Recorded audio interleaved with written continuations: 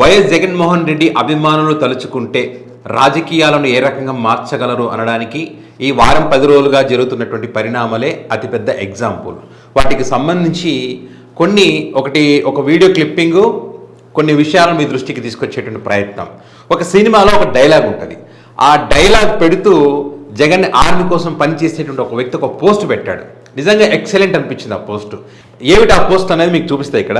ఆ డైలాగ్ ఏంటంటే, విధి ఎంత వింత నాటకమాడిందో చూసావా జానకి అని చెప్పి ఏదైతే డైలాగ్ ఉందో ఆ డైలాగ్ కరెక్ట్గా సరిపోయే విధంగా పవన్ కళ్యాణ్ గారికి సంబంధించిన ఒక పాత వీడియో బయటికి రావడం జరిగింది. అది మీకు ఆ వీడియో ఏంటో చూపిస్తా. ఇక్కడ ముఖ్యంగా జగన్మోహన్ రెడ్డి గారి క్యాడర్ చేస్తున్న పని ఏంటంటే, ఇప్పటికే జగన్ గారి దగ్గర అంటే జగన్ గారు అధికారంలో లేకపోయినా సమస్యలన్నీ కూడా జగన్ గారికి చెప్పుకుంటేనే పరిష్కారం అవుతాయని చెప్పి వరుసగా జగన్ గారి దగ్గరికి క్యూ కడుతున్న పరిస్థితి, పొలిటికల్ సర్కిల్లో కానీ మేధావులు కానీ ఆశ్చర్యపోతున్న పరిస్థితి. అంటే జగన్మోహన్ రెడ్డి గారే మళ్ళీ 2029 తప్పకుండా గెలుస్తారనేటువంటి ఒక నిర్ణయానికి ఇప్పుడే వచ్చిన పరిస్థితి ఉన్నది.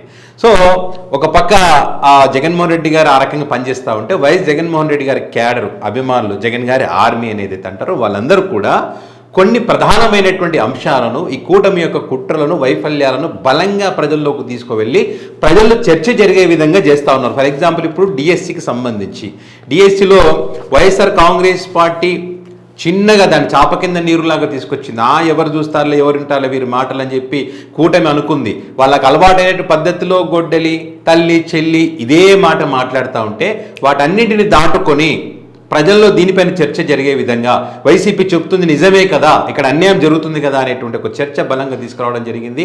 ఆ రకంగా వాళ్ళు ప్రజల్లోకి తీసుకువెళ్ళారు కాబట్టి ఈ డిఎస్సిలో మోసపోయినటువంటి వారందరూ కూడా జగన్మోహన్ రెడ్డి గారి దగ్గరికి క్యూ కట్టినటువంటి పరిస్థితి మనం చూస్తూ ఉన్నాం. ఇక్కడ 16,000 పోస్టులు అంటే 16,000 మందికి జాబ్ వచ్చి ఉండవచ్చు, కానీ కొన్ని లక్షల మంది రాశారు. కొన్ని లక్షల మందిలో అర్హులైన వారు ఎవరుతుంటారో వారికి అన్యాయం జరిగినటువంటి విషయాన్ని కూడా వారందరికీ మేము ఉన్నాం, మేము సపోర్ట్గా నిలబడతాం, మీకు న్యాయం చేస్తామని చెప్పి ఈ మెగా డిఎస్సి డిఎస్ అని చెప్పి ఏ రకంగా మోసం చేస్తున్నారనే విషయాలను మరి ప్రజలకు క్షుణ్ణంగా తెలిసే విధంగా చేస్తారు. ఏ రేంజ్లో అంటే ఇది ఎంత ఎఫెక్ట్ చూపించిందంటే, చంద్రబాబు నాయుడు గారే స్వయంగా ఈ డిఎస్సి గురించి మాట్లాడితే కఠిన చర్యలు, చట్టపరమైన చర్యలు ఉంటాయని చెప్పేంత పరిస్థితికి వచ్చింది. సో దానికి కూడా కౌంటర్ మళ్ళీ, ఎందుకంటే ఈనాళ్ళు కూడా రాశారు, వాళ్ళ ప్రధాన పత్రికల్లో, ఏబిఎన్లో, ఈనాడులో వాటిలో కూడా రాశారు వీటికి సంబంధించి కొన్ని చోట్ల అవకతవకలు ఎలా జరుగుతూ ఉన్నాయి, ఎలా మోసం చేస్తూ ఉన్నారనే విషయాలకు సంబంధించి. మరి వారిపైన చర్యలు తీసుకోగల ధైర్యం ఉందా వీళ్ళ దగ్గర? వాళ్ళ మీద తీసుకోరు. అండ్ అదంతా ఒకటైతే, షర్మిల గారికి సంబంధించి రాజ్యసభ ఇస్తామన్నారు. అంటే షర్మిల గారిని ఎలా వాడుకొని కాంగ్రెస్ పార్టీ మోసం చేసిందో, వైఎస్ రాజశేఖర రెడ్డి గారిని అవమానించినప్పటికీ కూడా షర్మిల గారు కాంగ్రెస్ పార్టీలో చేరడము, మొదటి నుంచి మేము చెప్తున్నది ఇదే. కాంగ్రెస్ పార్టీ జగన్ గారిని అనగదొక్కడం కోసం వైఎస్ఆర్ గారి అభిమానులను తన వైపు తిప్పుకోవాలని ఒక ప్రయత్నంలో భాగంగా షర్మిల గారిని అక్కడ తీసుకున్నారు. ఆమె చేత రాజకీయం ఒక నాటకం ఆడించారు తప్పితే షర్మిల గారి మీద ప్రేమను, ఆమెకి ఏదో రాజకీయంగా ఎదగడానికి అవకాశము కాంగ్రెస్ పార్టీ ఇక్కడ ఇవ్వలేదు అనడానికి అతిపెద్ద ఎగ్జాంపులే ఇది. ఎందుకంటే రాజ్యసభ ఇస్తారని చెప్పి ఊరించి వేరే వాళ్ళకి ఇచ్చారు, కర్ణాటక తరఫు నుంచి రాజ్యసభ. సో ఏమైంది ఇప్పుడు? మోసపోయింది కూడా ఆమె. సో ఈ రకంగా ఉంటుందమ్మా పాలిటిక్స్ అంటే, ఇట్లా ఉంటాయి. మీరు వాళ్ళని నమ్మి సొంత కుటుంబాన్ని, సొంత అన్నని దూరం చేసుకోకండి అని చెప్పే విషయాలు, ఆ విషయాన్ని కూడా ప్రజల్లో చర్చ జరిగే విధంగా చేయడం జరిగింది. సుగాలి ప్రీతి కేసుకు సంబంధించి, ఇతర అంశాలకు సంబంధించి. అయితే ఇక్కడ కీలకమైనటువంటి విషయం ఏంటంటే, లింగమనేని రమేష్కి రాజ్యసభ సీటు ఇవ్వడం నిజంగా జనసేన పార్టీ అభిమానులు, కార్యకర్తలు కూడా బాధపడేటువంటి పరిస్థితికి వచ్చింది. వైఎస్ఆర్ కాంగ్రెస్ పార్టీ చెబుతున్న దాంతో ఏకీభవించే పరిస్థితికి వచ్చారు వాళ్ళు. ఎందుకంటే ఆ ఒక్క వీడియోతోనే నిజమే కదా అనే పరిస్థితికి వచ్చారు. ఏమిటి ఆ వీడియో అన్నది మీకు ఇక్కడ వినిపిస్తా చూడండి. అందుకే విధి ఎంత వింత నాటకం ఆడిందో చూసావా జానకి అనే డైలాగ్.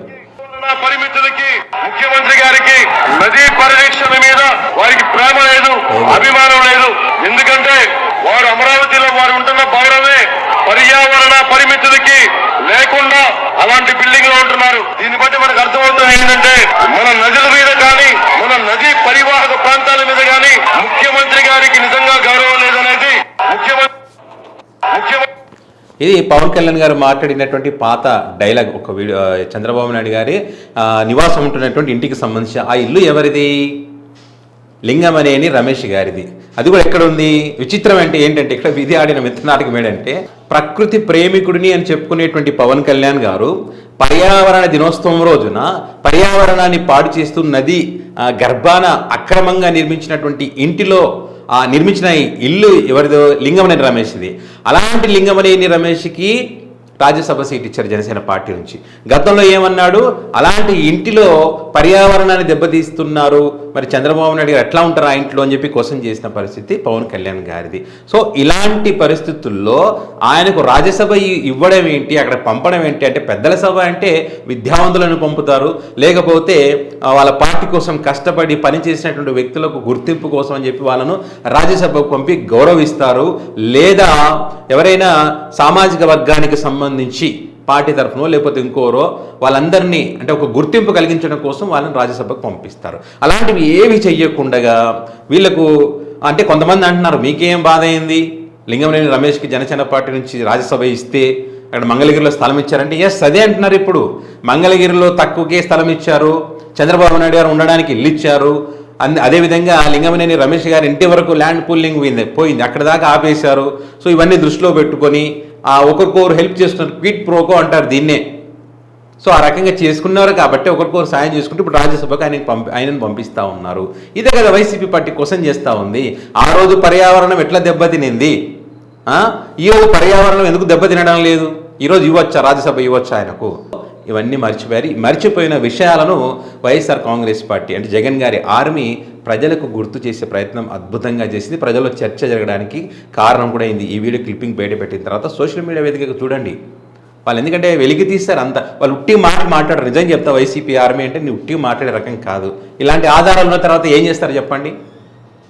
వీళ్ళు స్పందించకపోవచ్చు కానీ ప్రజలకు గుర్తిస్తూ ఉన్నారు, ప్రజలు దీనిపై చర్చిస్తున్నారు. సో వైసీపీ పార్టీ సక్సెస్ అవుతూ ఉన్నది. సో వైసీపీ పార్టీ సక్సెస్ అవుతుందనడానికి ఇది కారణం. ఇట్లా చాలా ఉన్నాయి చెప్పుకుంటూ పోతే. సో ఏదేమైనా జగన్ ఆర్మీ స్పీడ్ పెంచింది. 2029లో జగన్మోహన్ రెడ్డిని సీఎం చేయడమే తమ లక్ష్యంగా మరి వాస్తవ పరిస్థితులను ప్రజలకు తెలియజేసే ప్రయత్నంలో భాగంగా ఒక పోరాటం మొదలుపెట్టిందని చెప్పి ఈ పరిణామాలను చూసిన తర్వాత ఎవరికైనా అర్థమవుతుంది. సో ఇది విషయం. మరి దీనికి సంబంధించి మీ అభిప్రాయాన్ని కామెంట్ రూపంలో పెట్టగలరు. Thank you.